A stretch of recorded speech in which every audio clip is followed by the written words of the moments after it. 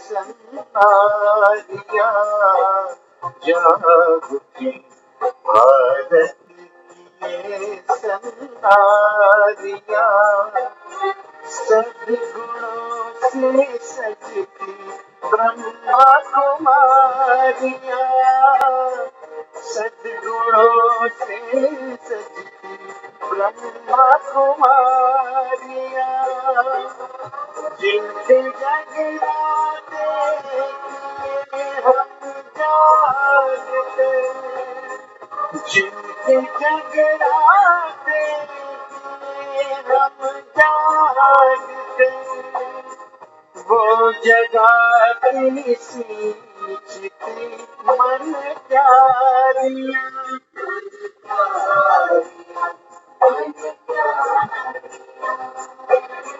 शांति का सागर लहरा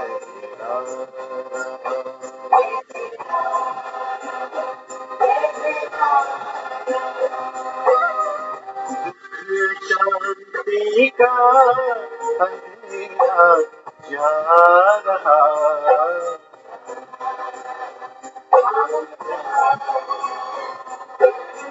शांति का स्वर्ग सवेरा आ रहा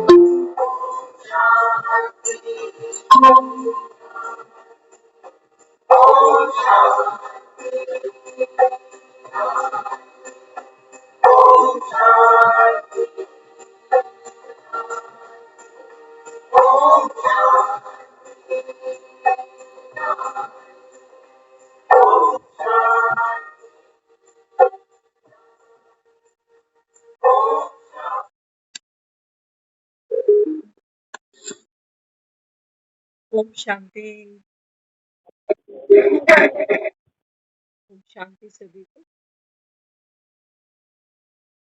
तो भक्ति में भी हम सब ने सुना कि शिव ने अपनी जटाओं में गंगा को समाया और फिर वो गंगा इस धरती पर उतरी।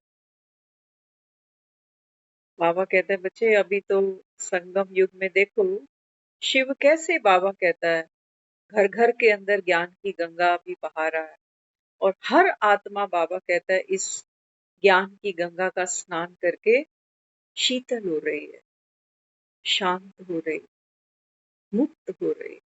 किससे? देह के ममत्व, विकार, बाबा कहता है मन के बोझ से।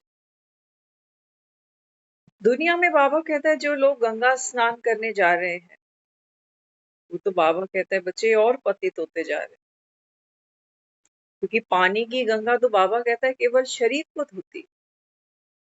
और वो भी देखो गंगा का हाल, कह रहे हैं कि गंगा कितनी गंदी हुई पड़ी।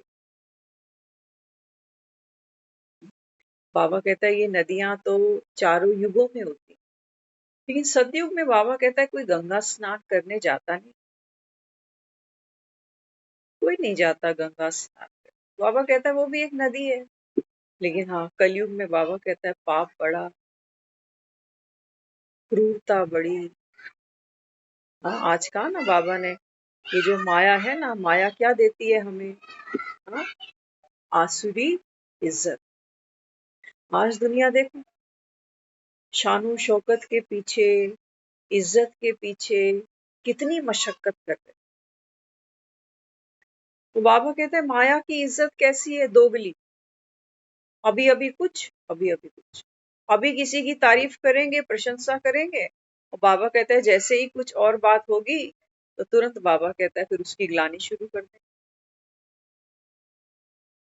ऐसी तो बाबा कहता है ये तुम्हारी झूठ की नगरी है। और बाबा कहता है एक तरफ मैं हूं जो तुमको कौन सी इज्जत दिला रहा हूं? दैवी इज्जत। देखो देवी देवताओं की आज तक हम कितनी इज्जत करते हैं। इतनी इज्जत कोई हमें दे रहा है दुनिया? भले ही हम कितना भी कमा लें, कितना भी परिवार बढ़ा लें, ऐसी इज्जत हमें कोई नहीं देता कि मेरे सामने कोई आएगा तो पहले नहा धो के आएगा, जूठे मुंह नहीं आएगा, आके मेरे चरण भी छुएगा, मेरी वंदना भी करेगा, मुझे पहले भोग लगाएगा फिर बाद में कोई खाएगा। कर रहा है कोई इतनी इज्जत? कोई ना कर। तो बाबा कहते हैं देखो तुम कितना धन कमाने में लगे हो, आज कहाँ बाबा ने नौकरी करते हो। बाबा कहता है नौकरी वाला तो क्या करेगा, पगार ले जाएगा। लेकिन बाबा कहता है किसी का व्यापार हो तो कितनी बड़ी, बाबा कहता है उसकी इनकम होती है। लेकिन वो इनकम भी बाबा कहता है तुमको इज्जत नहीं दिलाती, ऐसी इज्जत नहीं दिलाती कि दुनिया तुम्हारे मंदिर बना ले। तो देखो बाबा कहता है माया का परपंच पहचान, है ना। तो बाबा कहता है अभी मैं स्वयं बैठ करके आत्माओं को, बाबा कहता है पावन बना।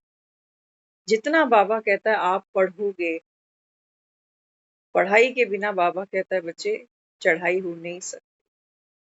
कहाँ बैठे हो? बाबा कहते हैं बच्चे ये है रूहानी पाठशाला।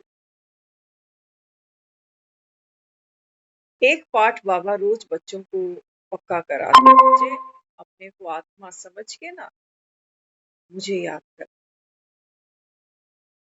भक्ति में भी हम बार बार कहते हैं मेरा पाठ हो गया, मैं पाठ करने जा रहा हूँ, लेकिन वहां हमारे पाठ कैसे हैं? जीवन में हम कुछ धारण नहीं कर रहे, बस पढ़ते ही जा रहे, देवी देवताओं की महिमा करते ही जा रहे हैं और खुद को नीचे गिराते ही जा रहे हैं कि हम पतित, मलिन, दरिद्र, और तू तो पालनहार। लेकिन बाबा कहता है बच्चे पालनहारा कौन है? ये देवी देवता पालनहारा नहीं है। पालनहारा कौन है? तुम आत्माओं का। बाबा कहता है एक केवल निराकार रूहानी पिता शिव। इस समय आकर के बाबा कहता है मैं आप बच्चों को, माना आत्माओं को रूहानी पालना दे, क्योंकि भगवान के बच्चे कौन है? रूह ही तो है, आत्माएं ही तो है। बाकी शरीरों को तो पालना मिली ही है हमें, मिली या नहीं मिली? किसी ने हमें पंजाबी बना दिया, किसी ने हमें बंगाली बना दिया। जैसा जो था, जिस घर में जन्मे, उसने हमें अपने जैसा वैसा ही रंग रूप भेष भाषा बोली सब दे दी। अब बाबा क्या दे रहा है? बाबा कहता है बच्चे देह का भान छोड़ना पड़ेगा, रंग रूप भेष भाषा। बाबा कहता है आप ये भेष तो हो ही नहीं, है ना। आज बाबा ने कहा ये एक ऐसी पाठशाला है, एक ऐसी यूनिवर्सिटी है जहां बाबा कहता है देखो बच्चे, बूढ़े, जवान सब एक साथ पढ़ते हैं। बाकी तो बाबा कहता है दुनिया में यूनिवर्सिटीज तो बहुत है, लेकिन ये एक ऐसी यूनिवर्सिटी है, और सही मायनों में बाबा कहता है यही एक रूहानी यूनिवर्सिटी है, जिसमें बाबा कहता है हर रूह पढ़ती है, पढ़ सकती है। कोई एज की कंडीशन नहीं है कि इतनी एज तक ही एडमिशन मिलेगा, नहीं बाबा। पढ़ाने वाला एक, पढ़ने वाले अनेक। बाबा कहता है इसलिए बच्चे नंबरवार। बाबा कहता है अरे भगवान पढ़ाता है तो पढ़ाई में अपसेंट नहीं होना चाहिए, लेकिन माया क्या करती है? कान छेद देती है हमारे, कानों में छेद कर देती, सुनने ही नहीं देती कि भगवान बैठकर क्या पढ़ा रहा है। कहते हैं सुन लिया, रोज तो एक ही बात कह रहा है ना बाबा की, विनाश सामने खड़ा है बच्चे, ये कयामत का समय है, आत्मा समझ के बस एक मुझको याद करो। बाबा कहता है देखो माया कैसे प्रवेश कर जाती है। ज्ञान भी सुन लिया, समझ भी लिया, रट भी लिया, लेकिन बाबा कहता है परिवर्तन कुछ नहीं हुआ। जैसे हम तब थे ऐसे ही हम अब भी हैं। पहले भक्ति का अहंकार था, अब ज्ञान का अहंकार, कि मैं जानता तो हूँ भगवान बैठ आत्माओं को पढ़ाता है।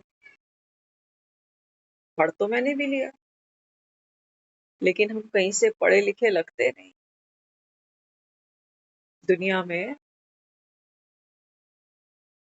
लोग पढ़े लिखे हैं, ये हम जज कर लेते हैं, है ना। कहते हैं बड़ी अच्छी इंग्लिश बोलता है, बड़ा टिप टॉप बन के रहता है। करते हैं ना जज। लेकिन जब किसी के साथ व्यवहार में आते हैं तो क्या कहते हैं? क्या कहते हैं? कहते हैं इसको तो पढ़ाई का भी अहंकार है, बात करने की तो तमीज भी नहीं, छोटे बड़े का लिहाज भी नहीं है, ये कैसी पढ़ाई। आज हम इस पीढ़ी से यही शिकायत रखते हैं कि पढ़ लिख तो गए बच्चे, लेकिन जो संस्कार थे ना वो पीछे छूट। तो बाबा कहते हैं बच्चे संस्कार आत्मा से जुड़ते हैं, एटिकेट की बात नहीं। आचरण नहीं सिखाओ बच्चों को कि सुबह उठ के गुड मॉर्निंग बोलना चाहिए, बड़ों के पांव छूने चाहिए, हाँ जी करके बात करनी चाहिए, एक आवाज पे दौड़ के जाना चाहिए, बहू हो तो सर पे घूंघट निकालना चाहिए, बड़ों के उठने से पहले उठ जाना चाहिए, है ना। ये सब क्या है? ये आचरण है जो किसी ने हमें सिखाया। हम अपनी आने वाली पीढ़ी को सिखाना चाहते हैं, लेकिन वो राजी नहीं होते।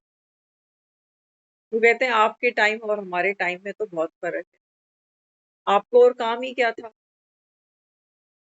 घर में उठो, साफ सफाई, खाना, बर्तन, कपड़ा, यही सब। हमारे पास हमारा करियर है, हम भी थकते हैं। हमारे पास अपना परिवार है, फैमिली है, मूड है, हेल्थ है। तो भैया हम ये सब नहीं कर सकते। सच्चे हैं, इसलिए बाबा अपने को कहता है बच्चे, हर आत्मा निर्दोष है, अपना चित्त मैला नहीं करो, दूसरे का आचरण देखकर, बोल देखकर, व्यवहार देखकर।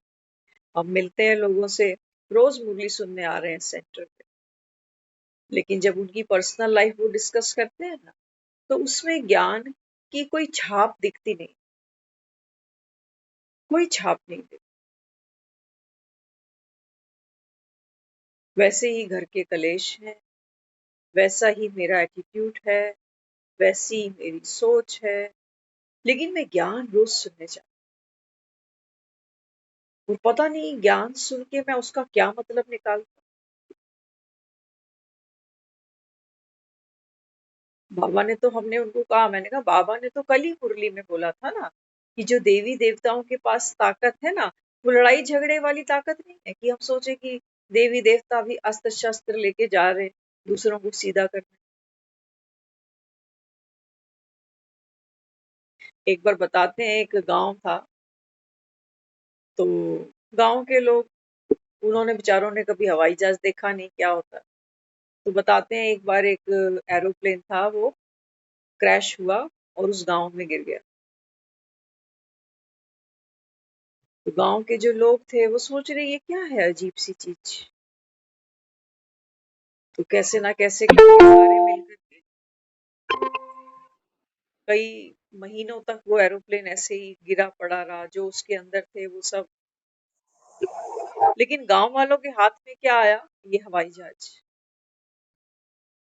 अब उन्हें पता ही नहीं कि ये हवाई जहाज है, हवा में उड़ने वाला।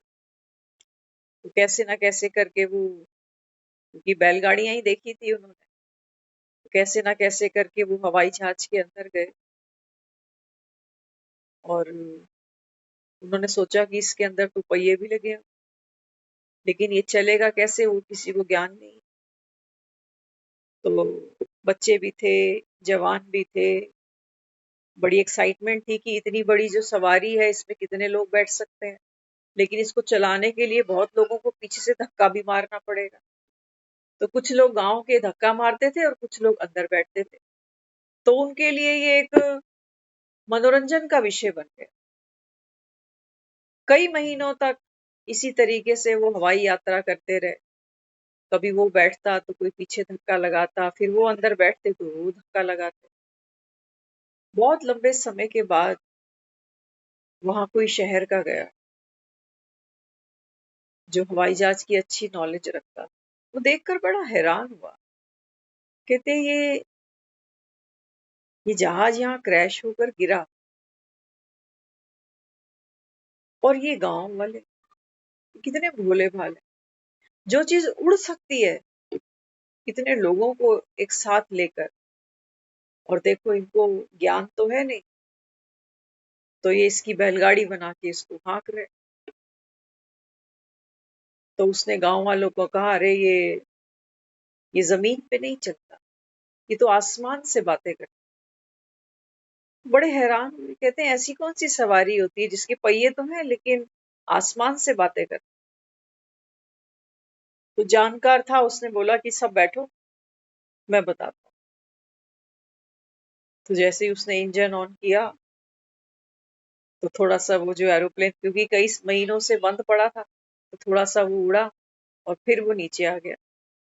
तो बड़े सब हैरान हुए कि अरे वाह, ये तो हमने सोचा ही नहीं था कि ऐसी भी कोई सवारी होती होगी जो ऊपर आसमान में उड़ सकती है। ज्ञान भी है तो उड़ती कला। बाबा कहता है ना, ज्ञान डांस। जैसे हवाई जहाज चलाने के लिए भी पायलट बनना जरूरी होता है। पायलट ही नहीं है, जानकारी ही नहीं है, तो हवाई जहाज उड़ नहीं सकता, चाहे कितना भी महंगा हो, चाहे कितनी भी उसकी कैपेसिटी हो, है ना। ज्ञान भी ऐसे ही है। ज्ञान तो बहुत पावरफुल है, क्योंकि भगवान के महावाक्य हैं। लेकिन इस उड़न तश्तरी में हम बैठे कैसे, ताकि दुनिया के झमेलों से, परेशानियों से मुक्त हो सके। तो पायलट तो सारे नहीं, ये भोले भाले हैं। ज्ञान तो मिल गया इन्हें ऐसे ही, जैसे वो गांव में लोगों को हवाई जहाज गिरा हुआ मिल गया, ऐसे ही ज्ञान मिल गया। लेकिन ये बेचारे धक्का ही लगा रहे, ये धक्का ही लगाए जा रहे कि मेहनत बहुत है। घर के ही उल्हाने दे देते हैं कि तू ओम शांति में जाना, वहां यही सिखाते हैं। और गुस्सा आ जाता, बोले हम तो अच्छी जगह जाते हैं, तब भी जीने नहीं देते। तो देखो, बाबा कहते हैं बच्चे, ये हवाई जहाज उड़ाना कब सीखोगे, कब सीखोगे। सिर्फ एक महावीर हनुमान ही था क्या, जो सागर लांग गए हनुमान, पतित पावन सीताराम। ये किसका गायन है, बाबा कहता है ये आप बच्चों का गायन। बच्चे तो देखो कागज को भी फाड़ के जहाज बना के कितना बढ़िया उड़ा देते, लेकिन वो कागज का जहाज बनाना तो आए। कागज तो हाथ में है, लेकिन बनाना ही नहीं आता तो क्या उड़ाए। बाबा कहते देखो साइंस ने कितनी तरक्की कर ली। एक पंछी को देखा कि पंछी के दो पर हैं, तो उसको देखते देखते इन्होंने प्लेन बना दिए,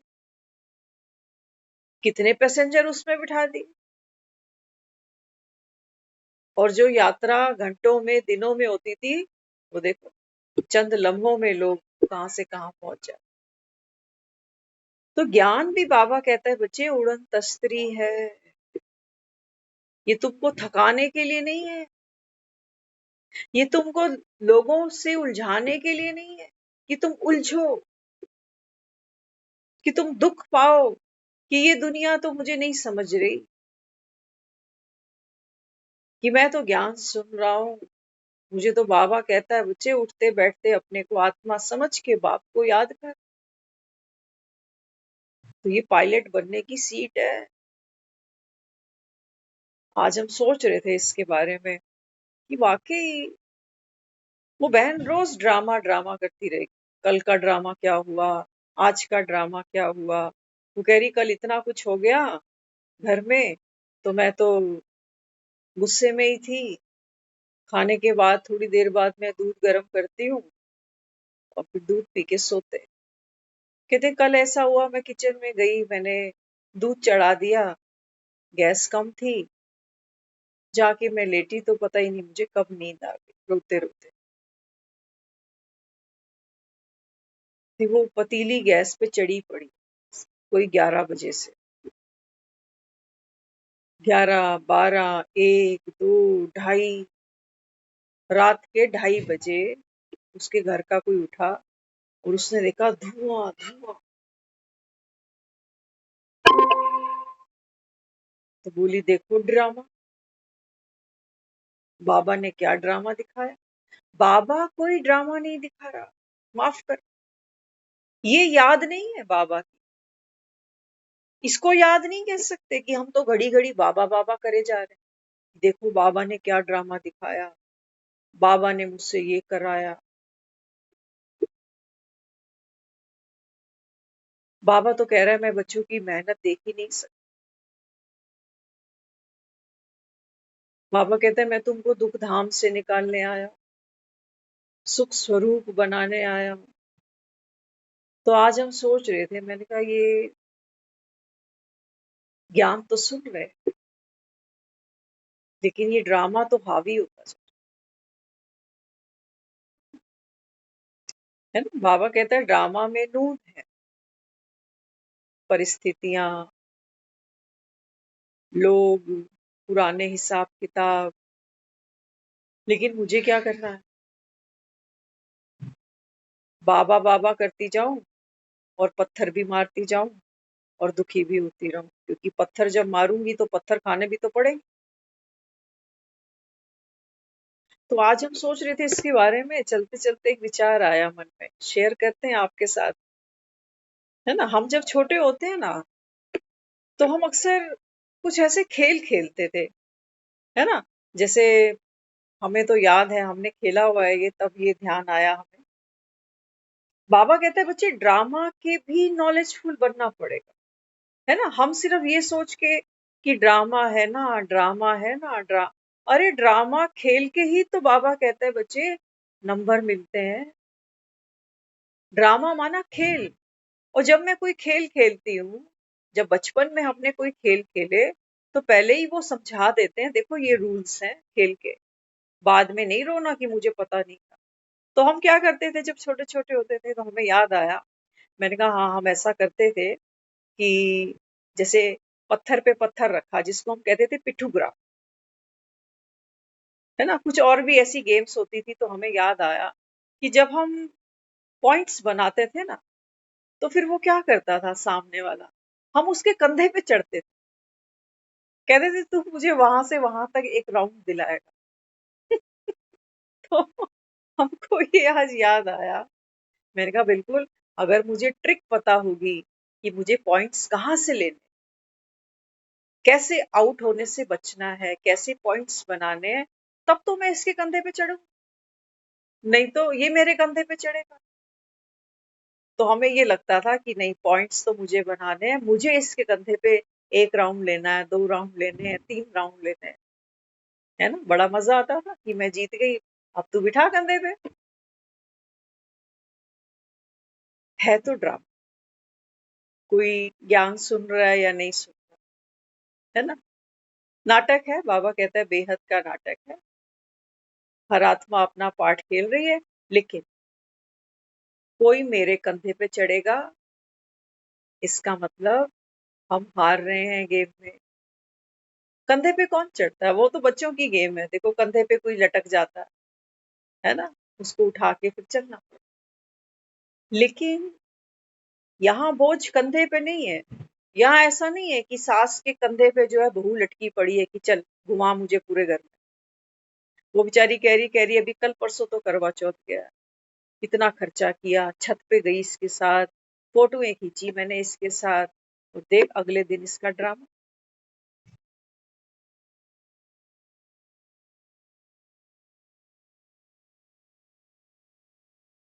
जो बीवी से करे प्यार, वो प्रेस्टीज से कैसे करे इनकार। बाबा कहते हैं तुमको बाप तो प्यारा है ना। बाबा कहता है फिर ये दुनिया भी, बाबा कहता है सोचो जैसे प्रेस्टीज कुकर है। हर आत्मा, बाबा कहता है, इस कुकर में, इस दुनिया में पकने के लिए आई है, अपने अपने अनुभव लेने के लिए आई है। तो हमको ड्रामा को अच्छी रीति समझना पड़ेगा कि खेल में हम हारते कैसे हैं, हम जीतते कैसे हैं, है ना। खेल है ना। तो वो बाबा कहता अगर आप किसी को दुख देते हो ना, आज किसी से सुन रहे थे, वो बता रहे, कह रहे ऐसी वाणी बोलिए पल में झगड़ा होए। हाँ, कबीर के दोहे चल रहे थे, तो वो तो कहता है कि ऐसी वाणी बोलिए मन का आपा खोए, है ना। लेकिन वो सामने वाला क्या कह रहा है, कह रहा है ऐसी वाणी बोलिए तुरंत झगड़ा होए। तो बाबा समझाता है, बाबा कहते हैं बच्चे, जब आप ये सीट छोड़ देते हो ना हवाई जहाज उड़ाने वाली, तो बाबा कहता है फिर तो बाबा कहता है ड्रामा को जैसे धक्का मारना पड़ता है, बड़ी मेहनत लगती है। फिर बाबा कहता है ये परिस्थितियां, ये लोग, ये वासनाएं, ये सब बाबा कहते हैं तेरे कंधे पे चढ़ जाते हैं और तुम एक एक का बोझ ढोते रहते हो।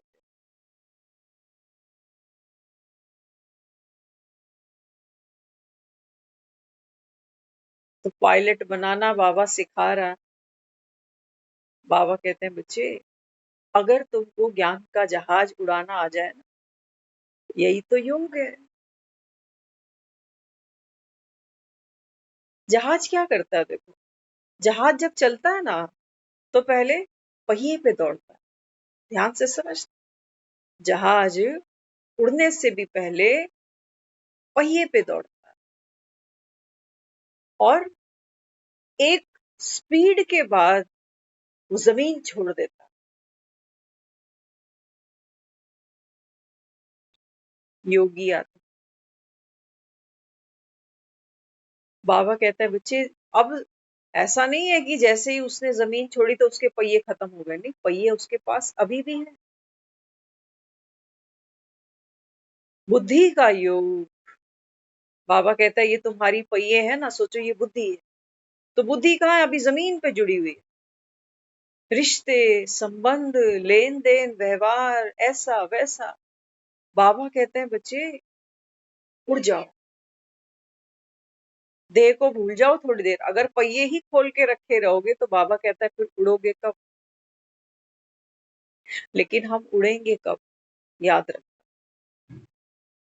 ये टेक्निक्स हैं पायलट के पास, वो जानता है कि एरोप्लेन को हमें स्पीड से पहले जमीन पे चलाना पड़ेगा। स्पीड से, स्पीड माना, इस ड्रामा में हम भी चल रहे हैं। स्पीड कब मिलेगी मुझे, जब मेरी किसी में आसक्ति नहीं होगी, किसी का विरोध मन में नहीं होगा कि ये ऐसा क्यों है, ये वैसा क्यों है। अगर हम यही सब देखते रहेंगे ना, तो हम स्पीड पकड़ ही नहीं पाए, उलझ के ही रह जाएंगे यहाँ पर कि ये तो ठीक है नहीं, वो तो ठीक है नहीं। तो ये जमीन तो हमको उड़ने नहीं देगी। तो बार बार यही दुख मन में आएगा कि हाय हमने तो लोगों के लिए क्या नहीं किया, और लोग भी कौन है, सुसरे बच्चे ही हैं मेरे। और वो माँ बेचारी बोलती भी है, मुंह से बोलती भी है कई बार कि इसी दिन के लिए।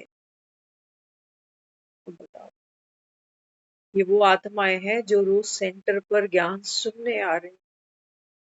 हमने समय नहीं था, हमने उनको चलते में एक ही बात की, मैंने कहा हम कभी बैठेंगे, बैठकर इसके ऊपर आपसे चर्चा करेंगे कि ये फ्लाइट आपको उड़ानी कैसे। पायलट होता है ना, पायलट कभी पीछे चेक करने नहीं जाता केबिन छोड़ के कि देखूं कोई 80 किलो से ऊपर तो नहीं बैठा हुआ, कोई अंधा तो पीछे नहीं बैठा हुआ, कोई बीमार तो नहीं बैठा, उसको कोई भी मतलब नहीं है।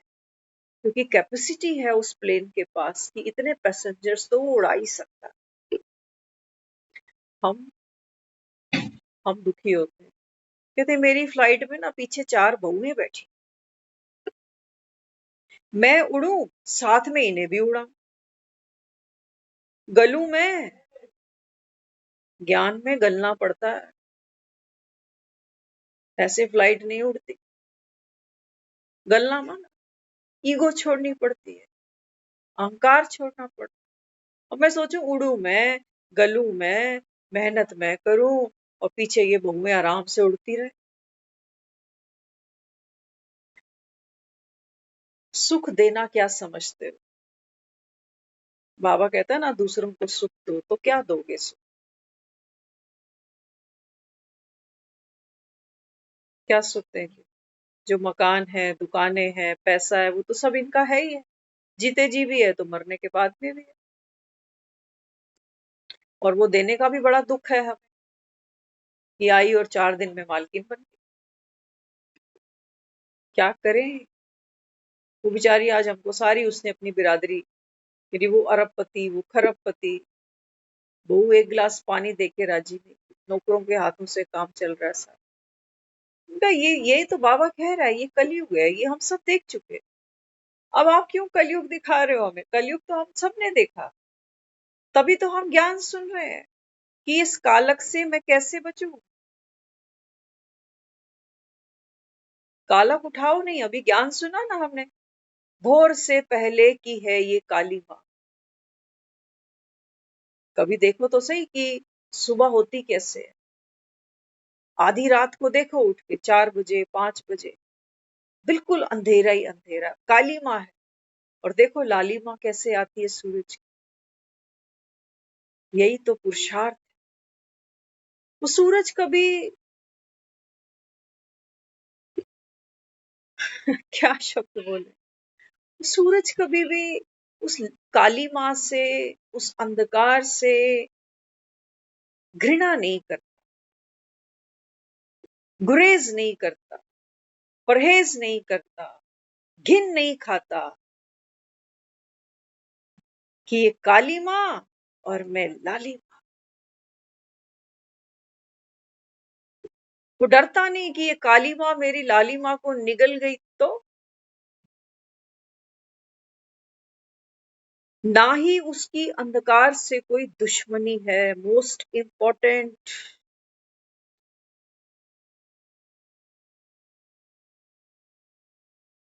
मोस्ट इंपॉर्टेंट, हमें तो घर के 4 लोग ही दुश्मन लग रहे हैं, और वो भी वो जिनको जन्म दिया। वो बेचारी बता रही, कह रही छोरा मेरा ऐसा, स्कूल में भी 4 चक्कर लगाती थी कि ठीक से है, खा पी लिया।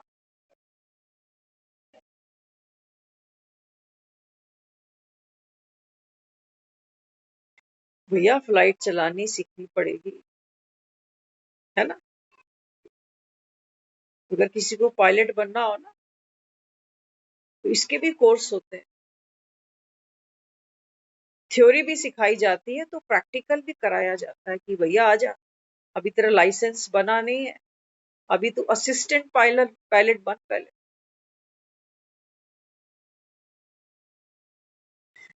प्लेन में 2 पायलट रखे जाते हैं।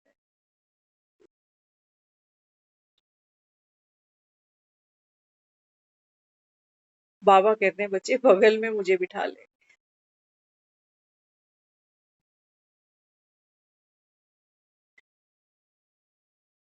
हम नहीं उड़ा पा रहे,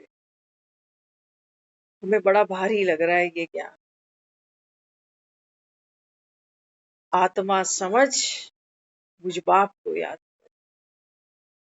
सोचो, केबिन में 2 पायलट बैठे हैं, एक मैं और दूसरा वो भगवान। उसी से ही पूछो ना, उसको देखो ना, किस मूवमेंट पे कौन सा बटन दबा देता। जब देखता है बाहर मौसम खराब है, तो फ्लाइट नीचे उतार देता है सेफली।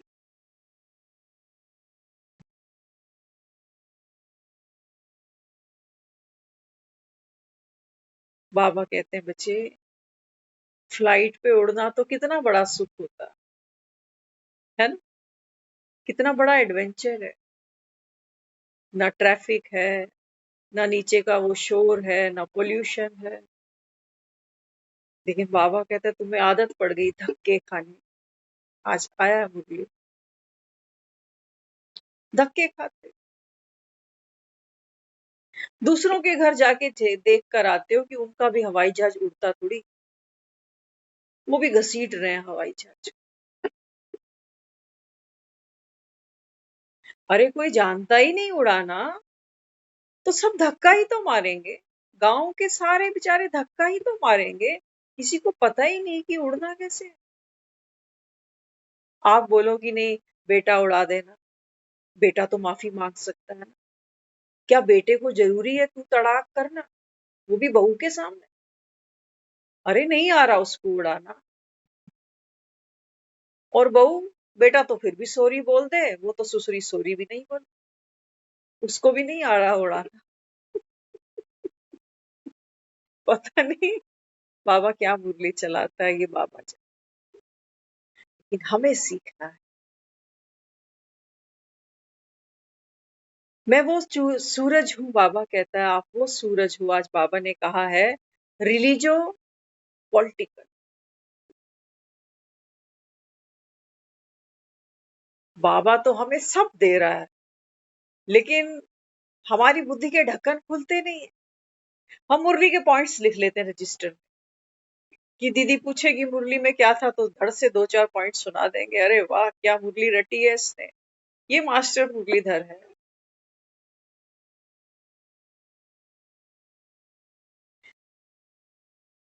मुरलीधर कृष्ण के चरित्र तो सुने हमने।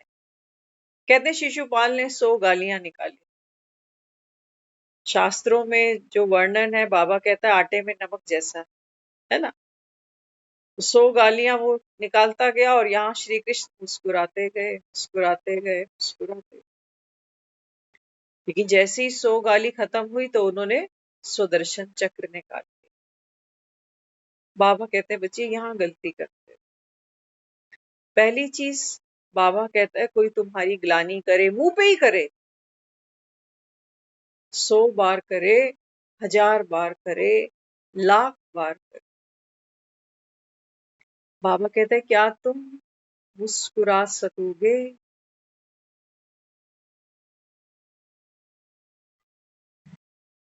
देखना, दुखी कौन होता है जब मेरे को कोई गलत बोल रहा है?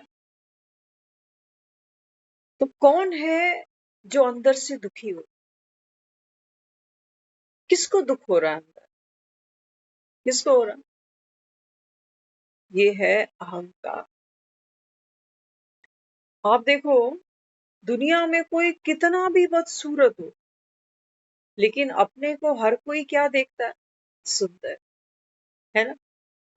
हम किसी को भी जाकर बोल दें ना आप बहुत सुंदर हो, वो तो मानता ही है अपने आप को सुंदर। तो जब हम भी ठप्पा लगा आते हैं ना, तो वो बेचारा बड़ा खुश होता है, वो सोचता है अच्छा मुझे वोट डल गया, मैं भी यही मानता हूँ कि मैं सुंदर हूँ। वो बड़ा खुश हो।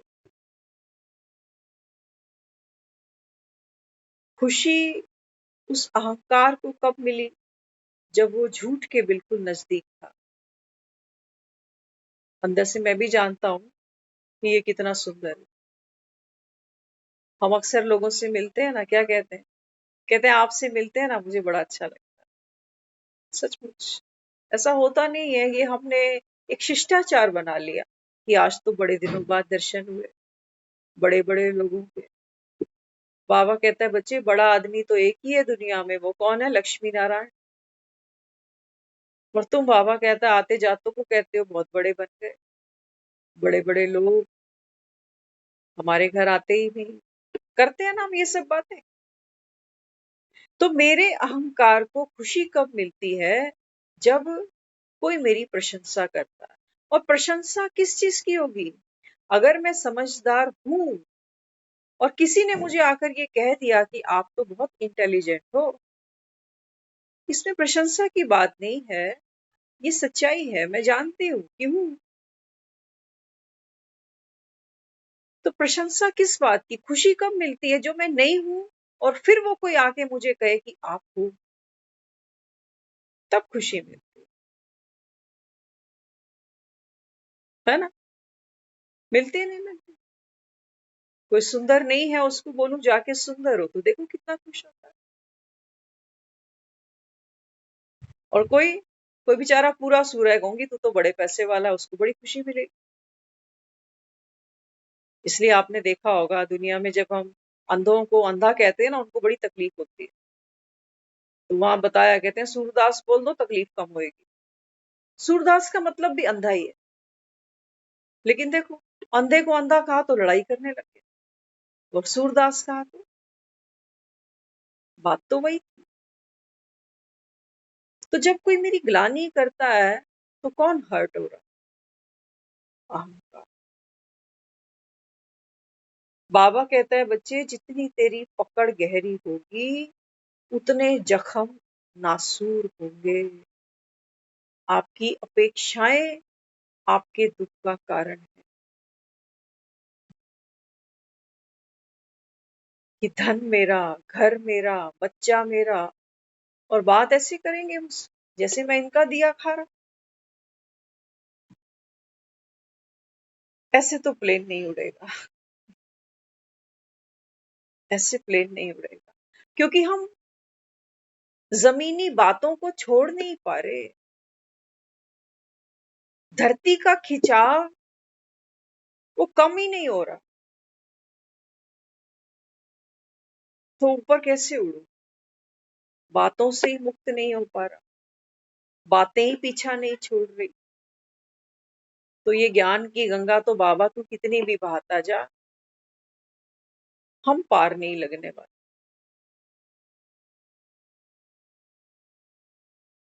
इस उड़ान को बाबा योग कहता है।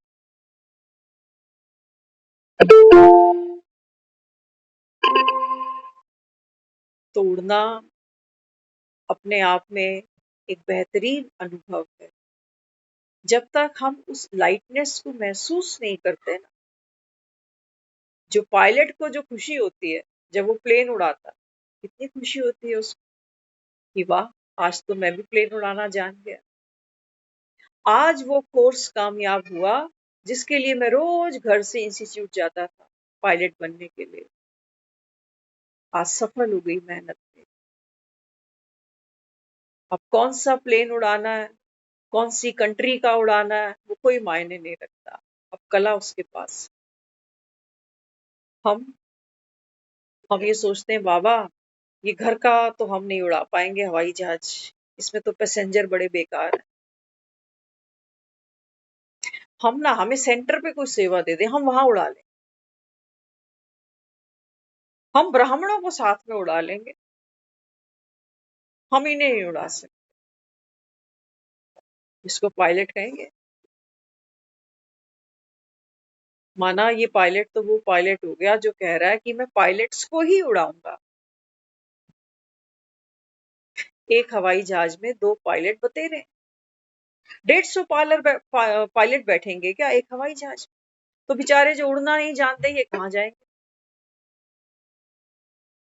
जो उड़ना नहीं जानते इन्हें कौन उड़ाएगा?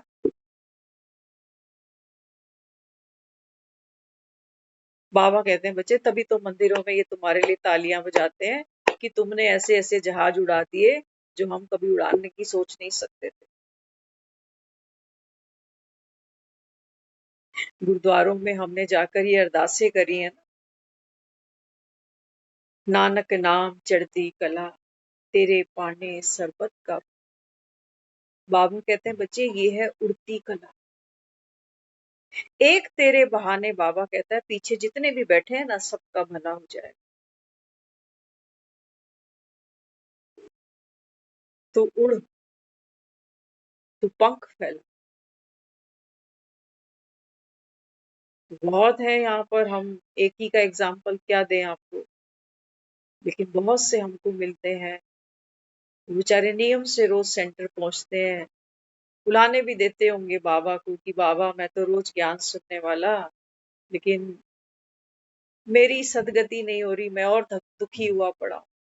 कैसे जीऊं इस परिवार के बीच, है ना? तो ज्ञान की पावर को कैसे जीवन में यूज करना है। बाबा ने एक मुरली में कहा था, बाबा कहता है बहुत से बच्चे हैं जो, जैसे बाबा ने कहा ना कि जो प्लेन उड़ते हैं ना, प्लेन में भी फ्यूल जाता है ना? जैसे आप गाड़ी चलाओ, बस चलाओ, कुछ भी चलाते हैं तो पेट्रोल, सीएनजी, डीजल, कुछ ना कुछ जरूर गाड़ी की मोटर में जाता है, इंजन में जाता है। तो बाबा कहते हैं बच्चे जो प्लेन उड़ता है ना, तो प्लेन का जो फ्यूल होता है ये डबल रिफाइन होता है। ये वो नहीं है जो आपको रोड पे जो पेट्रोल पंप बने हैं वहां से मिल जाएगा, नहीं बाबा। जो प्लेन का फ्यूल है, बाबा कहता है ये डबल रिफाइन है, कॉस्टली है, तभी प्लेन की टिकटें महंगी मिलती है। एक तो टाइम बचाता है, दूसरा इतना सुखद एक्सपीरियंस है फ्लाइट का। तो बाबा कहते हैं बच्चे आप पायलट बन के ये ज्ञान की फ्लाइट कब उड़ा सकते हो, जब बाबा कहता है फ्यूल रिफाइन हो। फ्यूल क्या है हमारा? बाबा कहता है आपके भीतर के संकल्प। देखो प्लेन दिखाई देता है, लेकिन अंदर का फ्यूल वो दिखता नहीं है, लेकिन वो जितना होगा उतना ही फ्लाइट वो उड़ पाएगा। ऐसे ही जो मेरा मन है ना, मन के अंदर जो मेरे संकल्प है, जो विचार है, जो सोच है, ये फ्यूल का काम करेगी। अगर ये डिस्टर्ब है, नेगेटिव है, वेस्ट है, तो क्या फ्लाइट उड़ाओगे? फिर तो कचरा आ जाएगा बीच में, गड़गड़ गड़गड़ करके नीचे बैठ जाओ कि भैया नहीं होता। बहुत अच्छे बन बन के देख लिया, कोई फायदा नहीं।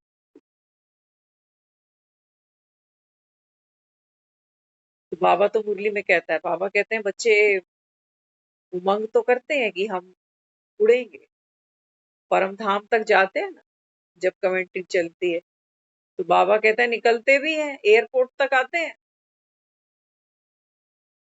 लेकिन बाबा कहता है फिर बाहर का मौसम देखते हैं, फॉग देखते हैं, तो बाबा कहता है फिर उड़ते ही नहीं, धरती पे ही बैठे रहते हैं कि मेरी तो तबीयत ठीक नहीं है, मेरे तो घर में सिचुएशन ऐसी आ गई है। तो बाबा कहता है फिर फ्यूल, बाबा कहता है रिफाइन नहीं है। सारा दिन तो बाबा कहता है तुम नेगेटिव देख रहे हो, सुन रहे हो, बोल रहे हो, तो अमृत वेले कौन सी फ्लाइट पकड़ लोगे? और एक मजे की बात, जब कोई फ्लाइट पकड़ता है तो फ्लाइट में एक ऐसा रूल बना हुआ है कि अगर आपने एक लिमिट से ज्यादा अगर लगेज कैरिज किया, अगर एक लिमिट से ज्यादा लगेज हम अगर कैरी करते हैं ना, तो उसका हमको पे करना पड़ता है। बाबा कहते हैं बच्चे तुम अमृत वेले आते हो अपनी साइलेंस की शक्ति का अनुभव करने के लिए। बाबा कहते हैं लगेज कितना ढो रखा है, घर परिवार बच्चे तबीयत हारी बिहारी खोया पाया मरा जिया, कितना बड़ा लगेज है तुम्हारा, कहाँ उड़ पाओगे? सारा पुरुषार्थ लाइट होने का है बस। बातों से लाइट, लोगों के रिएक्शन से लाइट, आने वाले समय में बाबा कहता है बच्चे मन तो क्या क्या चिंतन लेके बैठता है, पुरानी बातों की जुगाली करेगा, आने वाले टाइम में क्या होगा, कौन पूछेगा, कौन देखेगा, कोई बीमारी तो नहीं लग जाएगी। तो बाबा कहता है ये मन का बोझ है, इतने बोझ के साथ बाबा कहता है कहाँ उड़ पाओ? तो पायलट बनना और दूसरों को अपने साथ उड़ाना, जो पायलट नहीं है, यही बाबा कहता है बच्चे संगम पर तुम्हारी सेवा, निष्काम सेवा, बिना स्वार्थ की सेवा करो। तुम्हारे बाप का क्या जाता है? बाबा कहते कुछ लग रहा है तुम्हारा? और दुनिया में भी तो देखो, बाबा कहता है अगर ये फ्लाइट सोचो तुम नहीं उड़ाते हो, एक बार सोच के देखो। कोई सोचे जी बड़ा मुश्किल है ये तो, बाबा कहता है ठीक है, अगर नहीं ये मुश्किल लगता है ना, तो बाबा कहता है फिर जो तुम कर रहे हो, क्या कर रहे हैं हम दुनिया में? देखो भव से पार उतरने के लिए किन किन कोने चकोनों से वो गुजरते हैं। बाबा कहता है तुम फ्लाईओवर छोड़ के पतली पतली गलियों से निकलते, कंजस्टेड गलियां, निकलने की भी जगह नहीं, जाम में फंसते हो, लड़ते हो एक दूसरे से कि मेरा रास्ता इसने रोक रखा है। यही बार बार हॉर्न बजा रहा है, चिल्लाता जाता है बार बार। तो बाबा कहता है फिर या तो वो जिंदगी के मजे ले लो, और ले तो रहे हैं। उड़ाना तो यहाँ पर भी कुछ नहीं आ रहा, चलाना तो यहाँ पर भी कुछ नहीं आ रहा। ना गृहस्थी की गाड़ियां चल रही हैं, ना काम धंधों की गाड़ियां चल रही हैं। बताओ किसकी चल रही है? हर कोई एक दो से आगे निकलना चाह रहा है, और उसके लिए हम दूसरे को नुकसान पहुंचा कर भी आगे निकलना चाहते हैं, दूसरे को हर्ट करके भी आगे निकलना चाहते हैं।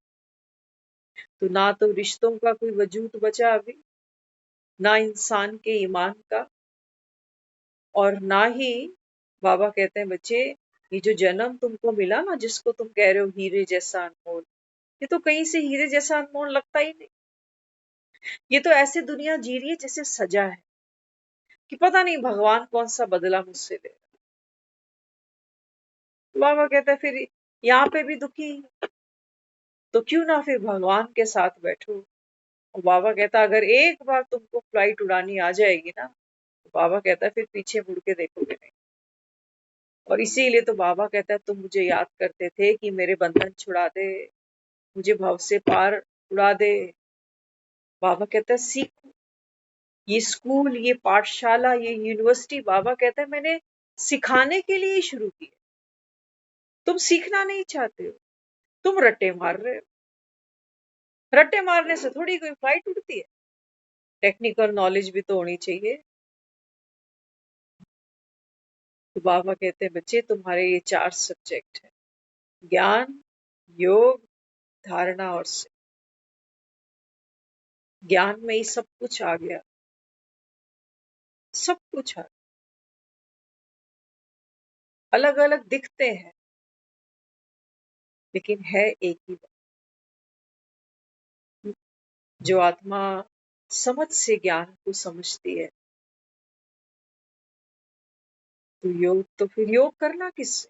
बाबा कहते हैं दुनिया में क्या कोई स्वयं को भूलता है? एक नेता को देखो, वो बेचारा सीट छोड़ देता है तब भी लिखेगा भूतपूर्व मंत्री। भूलते हैं लोग। और बाबा कहते हैं तुम खुद को भूल जाते हो। योग तो यही था बस कि मैं कौन, मैं पायलट। बाबा कहते हैं पायलट बनते ही तुम्हें वो सब मेमोरी याद आ जाती। ये धारणा थी कि फ्लाइट उड़ाना तो मैं जानता हूँ। तो बाबा कहता अगर तेरे को धारणा याद आ जाती, तो टेक्निकल नॉलेज बाबा कहता है तेरी स्मृति में आ जाती, तो पायलट तो फिर फ्लाइट उड़ाए बिना मानेगा नहीं। तो बाबा कहता है सेवा सहज हो गई।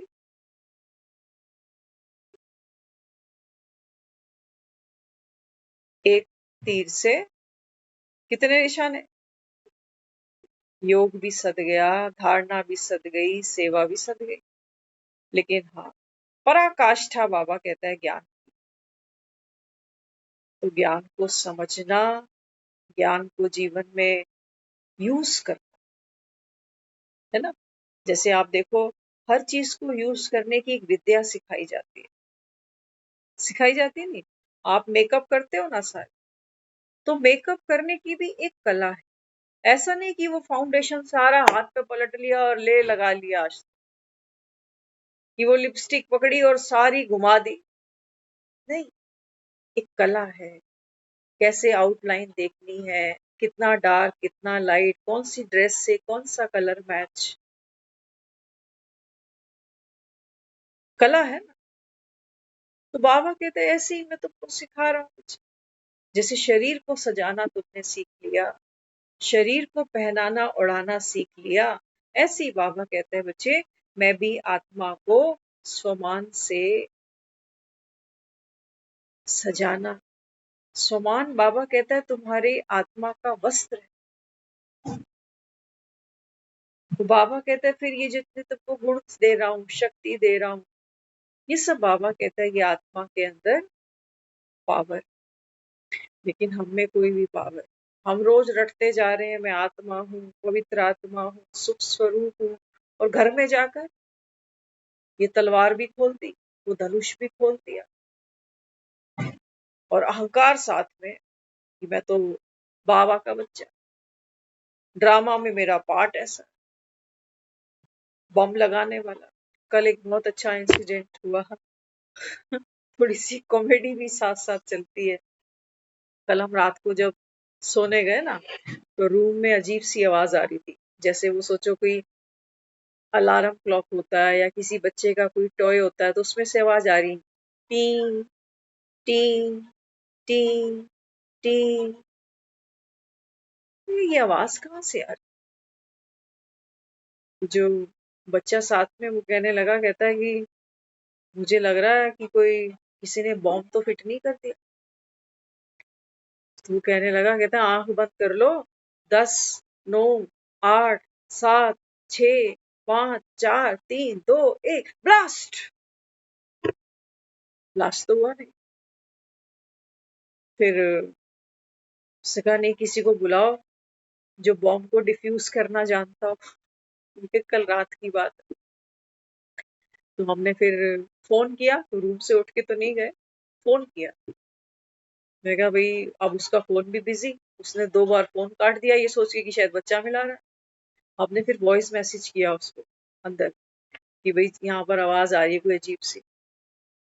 तो वहां से आए फिर रूम में, तो कहने लगे, कहते हैं कौन सी आवाज आ रही है?